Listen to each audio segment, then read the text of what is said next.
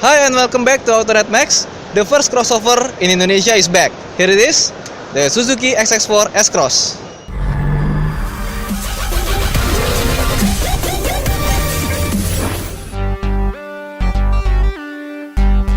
Ya, jadi di sebelah saya ini udah ada Suzuki SX4 S-Cross. Jadi kalau misalnya kalian pikir crossover pertama di Indonesia itu adalah Nissan Juke, salah. Tapi adalah Suzuki SX4 S-Cross. Dan kalau misalnya kita lihat lagi, Suzuki SX4 itu dulu pernah laris banget, terus tiba-tiba hilang, nggak ada penggantinya. Nah, sekarang setelah beberapa tahun hilang, akhirnya SX4 kembali lagi di sini. Dan ini adalah model baru yang punya desain berbeda sekali dengan model lama. Sekarang lampunya lebih besar, bisa kita lihat dia udah pakai LED DRL, Daytime Running Lights, dan dia juga punya projection. Tapi sayangnya dia belum LED. Dan mungkin beberapa tahun lalu dia pernah dipajang di IMS, apa di Gias ya, di IMS 2014 kalau nggak salah. Di Eropa, mobil ini baru saja mengalami facelift yang jadi mirip kayak BMW cuma single kidney. Nah, di Indonesia mobil ini baru, dan ini adalah mobil yang diimpor langsung dari India.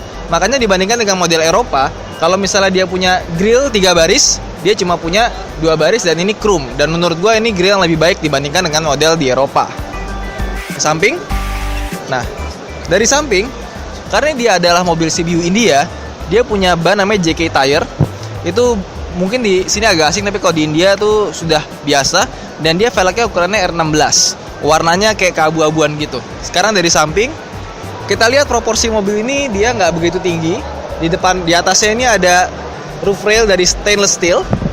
Terus kelihatan mobil ini kayaknya tuh besar, terus berotot. Terus ini ada tampilan belakangnya. Kalau tampilan depannya mungkin beberapa orang ada kontroversial, ada yang suka, ada yang enggak. Tapi kalau tampilan belakangnya gue jamin sih pada suka ya. Kenapa? Karena dia pertama bentuknya mirip kayak Outlander Sport. Lampunya cuma dia belum ada LED seperti model faceliftnya. Dan kita lihat dia cukup lengkap ya. Pertama dia dapat spoiler belakang, terus dapat defogger. Nih Yuda senang banget nih mobil pakai defogger. Ada rear wipernya pastilah. Dan dia nih ada guard di bumper belakangnya, ada tatakannya. Jadi kalau misalnya ada bawa barang itu nggak baret, yang baret iniannya. Terus di bawahnya lagi juga ada underguardnya warna silver biar kata necis. Terus dia dikasih chrome di sini, menurut gue ini nggak penting. Dan ditambah dia punya 4 buah parking sensor. Tapi sayangnya dia belum ada kamera belakang. Dan untuk harga di bawah 260 juta rupiah, dan kalau beli sekarang itu dapat diskon 10 juta rupiah. Jadi sebetulnya exactly ini di bawah 250 juta rupiah. Lo emang nggak dapat electronic stability control atau hill start assist. Tapi lo dapat ABS, 2 buah airbag, dan rem belakang sudah cakram. Sekarang kita mau masuk dan dia sudah pakai keyless entry, seperti ini kuncinya. Dan sebelum kita masuk, di tipe standarnya dia sudah dapat talang air dan juga di sininya ada chrome. Yuk kita masuk sekarang. Nah, masuk ke dalam interiornya, yang gua rasakan adalah interior mobil ini terasa cukup lega, ya. Kita lihat headroomnya masih ada, terus juga ya tipikal SX4 zaman dulu ya, yang masuk tuh kayaknya lega banget. Terus dia setirnya dia sudah teleskopik dan juga sudah tilt steering. Soal fiturnya juga cukup lengkap. Dia punya AC digital, terus dia punya steering switch control, ada cruise control, dan kalau misalnya kalian konekin HP lewat Bluetooth, kita bisa atur dari sini Bluetoothnya untuk terima telepon dan nutup telepon. Terus juga dia pakai transmisi 6 percepatan automatic dan ada pedal shiftnya di sebelah sini. Jadi menurut gue ini well equipped ya. Dan karena mobil ini adalah mobil yang diimpor dari India, which is kalian pasti menyaksikan bahwa build quality-nya pasti jelek kalau dari India. Tapi ternyata nggak juga tuh. Gue ngeliat ini dia cukup rapi, meskipun di sini masih plastik keras, dan di sini kita mendapatkan material soft touch. Dimana buat mobil untuk seharga 246 juta yang manual dan 259 juta untuk yang matic, menurut gue untuk fitur-fitur seperti ini udah cukup ya. Terus kalau kita dari sisi pengemudi, yang pertama bisa kita lihat dia punya speedometer yang cukup oke karena MID-nya besar di tengah. Kemudian dia juga punya ini kaca belakang itu elektrokromatik dan ada rain sensor. Jadi kalau misalnya hujan dia bisa nyala sendiri ya. Terus di sebelah kanan ini ada buat leveling headlights. Jadi kalau misalnya pengen lebih tinggi, pengen lebih rendah rampunya ada bisa diatur di sini. Ada fog lamp, ada ini parking sensor buat belakang, dan tentunya ada push start stop engine. Dan dari si pengemudi, di sini kita duduk, ini dia cukup suportif. Meskipun ini sudah paling tinggi, gue merasa ini posisi duduknya agak ketinggian. Dan gue seneng ya, dia punya ini nih. Dia punya armrest di bagian kiri yang bisa naik turun. Sebelah kanannya juga enak buat naruh tangan. Dia juga ada retractable ya, jadi kalau misalnya kalian mau masuk gang, dia bisa nutup sendiri otomatis. Lihat konsol boxnya, dia cukup kecil dan ini plastik semua.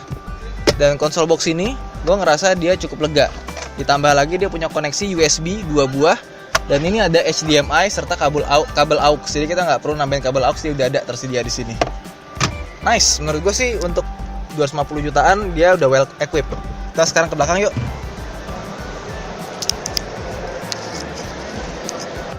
Nah sekarang kita di bangku belakangnya, kita naikin dulu sandaran kursinya. Nah dia punya headrest itu cuma 2, di kanan dan di kiri, nggak ada di tengah. Tapi dia punya armrest di bagian sini dan di bagian sebelah kanan. Nah, kalau kita lihat lagi, dia punya, ini dengan posisi duduk gua tadi di depan, dia masih punya legroom yang sangat lega dan headroom yang sangat lega. Dan nggak cuma itu aja, gua agak surprise sama ini. Dia punya, nah bisa recline 1 step ke belakang, jadi buat lebih rebah. Dan duduk di sini gua ngerasa kursinya sangat tinggi, jadi kita turun ke bawah banget ininya. Dimana menurut gua ini enak. Kita dapat seat pocket juga di belakang dan ada sebuah cup holder. Well, menurut gua soal kabin belakang dan kabin depan buat penumpang, mobil ini terasa lega. Nah sekarang kita lihat bagasi belakang dari mobil ini. Yang tadi itu nggak bisa dibuka bagasi karena apa? Karena dia bagasinya elektrik openernya, yang itu akinya dicopot. Nah kita lihat bagasinya dia cukup luas. Namanya juga crossover soalnya. Nah dia juga punya pocket di sini kanan dan kiri yang cukup lega. Dan kalau misalnya kita buka di bagian bawahnya, gue seneng kenapa? Karena dia ada stoppernya. Jadi dia nggak jatuh.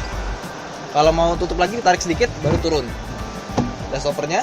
Dan bisa kita lihat dia punya ban serep yang full size, tapi dia masih steel wheel. Ya no problem sih, namanya juga ban serep. Kita tutup aja. Oh iya, satu lagi. Dia punya ini ada tray, terus ini bisa dilipat 60-40. Jadi rata lantai.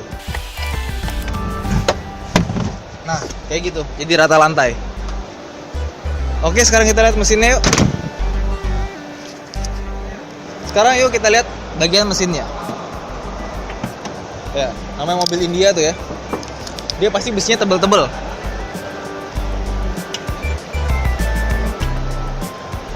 Jadi ini adalah mesin dari Suzuki SX4 S-Cross.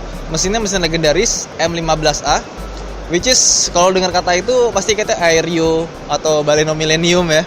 Dan memang mesin ini udah terlampau canggih buat zamannya, karena zaman dulu udah ada VVT dan tenaganya 109 horsepower.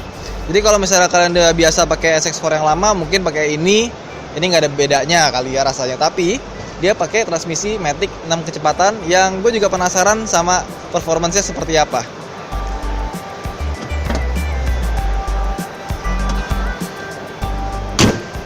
Oke, jadi itu aja dari Autonet Max reviewnya. Kalau misalnya kalian penasaran sama mobil ini, kalian bisa ke Gias.